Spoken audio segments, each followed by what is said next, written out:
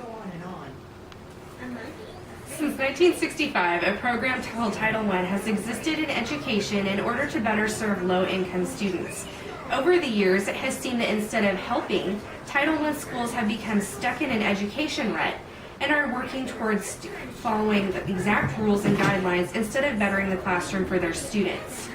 Research suggests that Title I schools are making decisions and conducting themselves out of fear of being audited and or losing their federal funding, instead of operating under the goal of providing their students with a higher quality education. And some of the main points we'll be talking about today are the general trend of decision-making in programs is not really conducive to the student body gaining more knowledge, but instead is for schools to continue receiving extra funding without federal penalties. And the other main point is the federal laws, like No Child Left Behind, focus more on numbers of students passing standardized tests and require measures that have not been proven effective be implemented in schools and have a low success rate. Now, the current method of decision-making in schools, from selections of special needs programs, curriculum, and teaching strategies, is all based around the premise of the law, not for the sake of students' betterments, but to being fined for not following the strict and confusing federal requirements. And that's according to McNeil in an article written in 2011.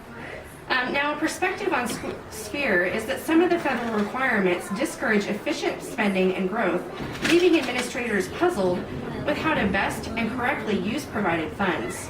According to Jung and Kriveric, oftentimes if funds are used in new and unusual ways, an audit may be generated against the school. One way this is seen is in the several programs that have been proven to be very successful. However, according to Sparks, because of the economic requirements for many of the grants districts receive, problems can arise if the funding of programs are not joined together perfectly. Now, RTI, which is Response to Intervention Programs, have had implementation problems due to administration not being fully informed and trained in how to best use the district's assets provided by the federal government. And according to Sparks again, because of the discord in administration, oftentimes the choice is made to do nothing with the money, which then casts a decision against a highly acclaimed and very effective program.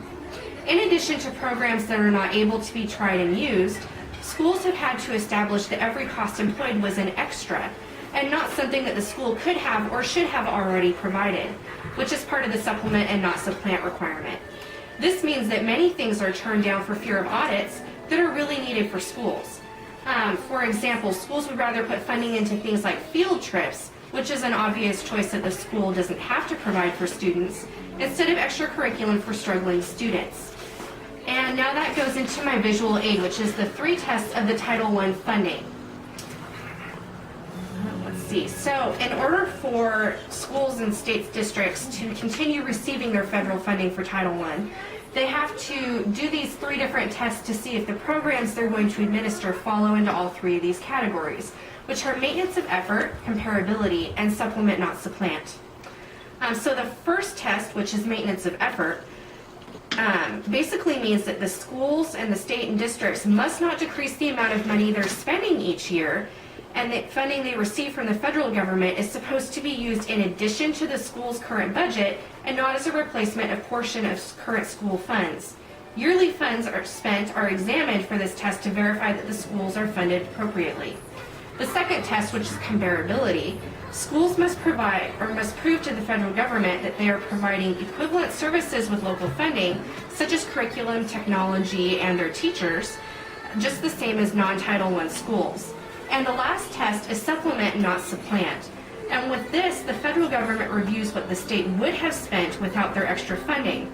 The school must again provide proof that Title I money is being used as an extra to what the school would have already provided, and that the federal funding would be something that is an extra outside of what they already would have done. So an extra program, extra curriculum, something that's an extra. And this aid really just shows how difficult it is for administrators to prove to the federal government that they are deserving of the federal funding and they're not using it incorrectly. Now, with the federal government's high emphasis on adequate yearly progress, which is also known as AYP, and it is provided with standardized testing, the majority of Title I schools teach students how to pass the test instead of teaching them what they will permanently need to know. If schools do not teach to pass, then then federal funding will either cease or greatly decrease, leaving low-income schools in a bind. Teachers' lessons have been subdued in order to focus on prepping the students for testing success. And according to Fritzberg, research done by Audrey Ambreen and David Berliner has proven that test scores do not equate to evidence of true knowledge of any given subject. Now, not only are lessons aimed at the many ways to pass a test, but students' incentives and creativity in higher learning are pushed to the side to meet federal minimum standards. In addition to easier lesson plans, it has actually been stated that AYP provisions create incentives for certain states to water down rigorous standards they had previously set.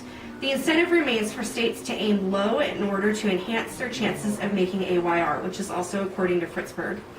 In other words, to go along with easier lessons, individual states' performance assessments and expectations have been depressed as well, which is definitely not a positive impact for our students' learnings and future.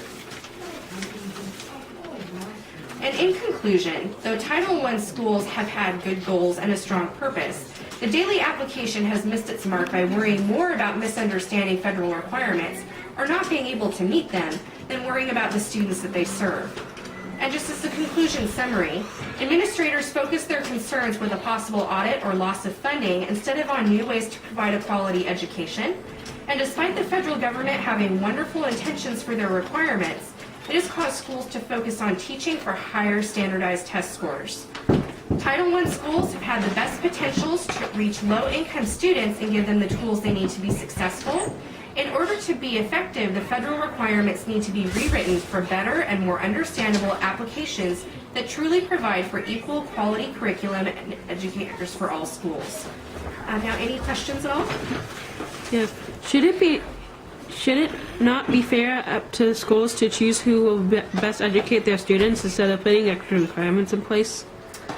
Though the local level should definitely have rights and choices, it is extremely important to have the same quality of teachers in all schools. Because this is not being done, the teachers with experience to know how to provide a higher quality education are being sent to non-Title I schools. Why is it an issue to teach students how to pass a test?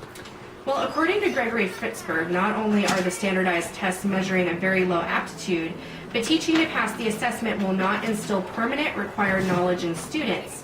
So though it is normal to teach students and expect them to learn enough to pass an average test provided in the classroom, it is not acceptable to dedicate classroom time to teaching testing strategies and possible testing questions.